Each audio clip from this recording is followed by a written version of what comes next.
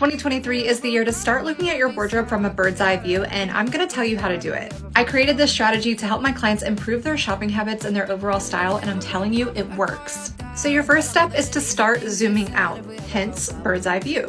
When you're shopping or styling, you want to think about your wardrobe holistically. Consider all the styles in your wardrobe as needing to work together to support one another rather than one-off styles. Which leads me to step 2.